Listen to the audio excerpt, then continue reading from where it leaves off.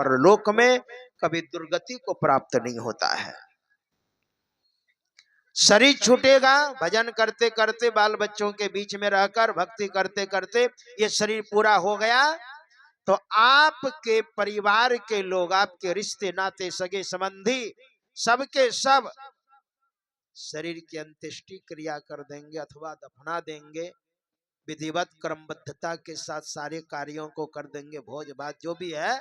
लेकिन आप कहां जाएंगे?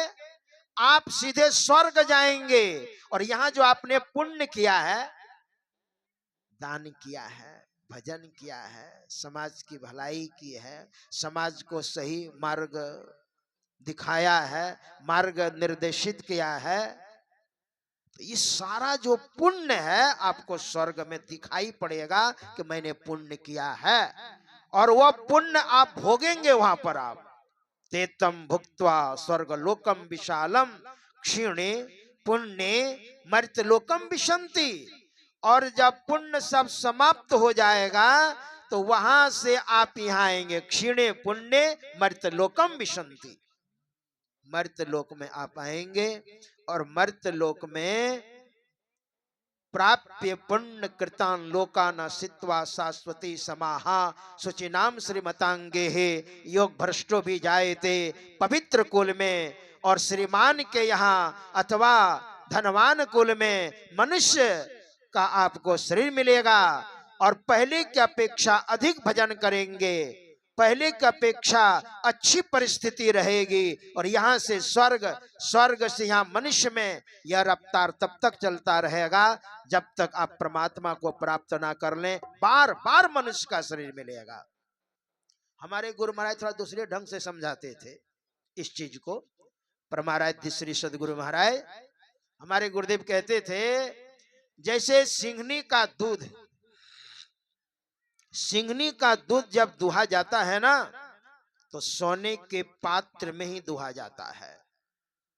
एल्युमिनियम, कांसा, मिट्टी आदि आदि, अगर वे सब पात्र में दुहा जाए तो इतना पावरफुल दूध होता है, सब चू जाएगा। हमारे गुरुदेव कहते थे, जो भजन करते हैं, जो साधना करते हैं गुरु से दीक्षा लेकर, उनको बार बार परमात्मा को मनुष्य का शरीर देना पड़ेगा। क्यों? कि भक्ति जो है ना सिंघनी की दूध की तरह है। आत्मा को इसने पावरफुल कर लिया। अरे बाहर से कोई परिवर्तन नहीं होगा, नाक मुंह कान वही रहेगा, रंग रूप, लेकिन भीतर से परिवर्तन होगा, आत्मा बदल जाएगी। और भजन करके आत्मा को इसने जगा लिया है।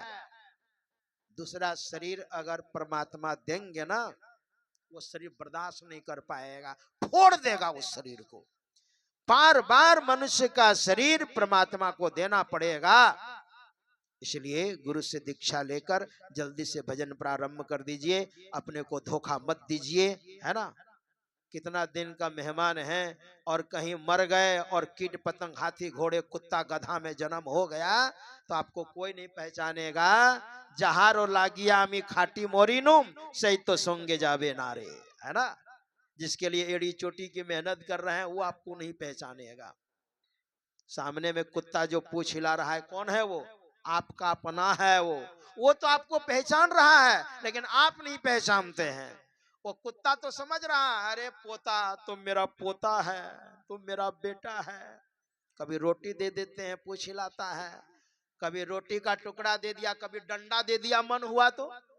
और के करके जो भागा, क्या समझे आप? के करके भागा, वो गाली दे रहा है, अरे नालायक, ये मेरा ही कमाया हुआ है जिसमें तुम ऐशो आराम की जिंदगी जी रहा है, ये मेरा ही कमाया हुआ है।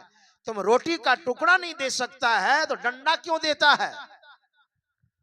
श्री सदगुरु महाराज की ये बात है।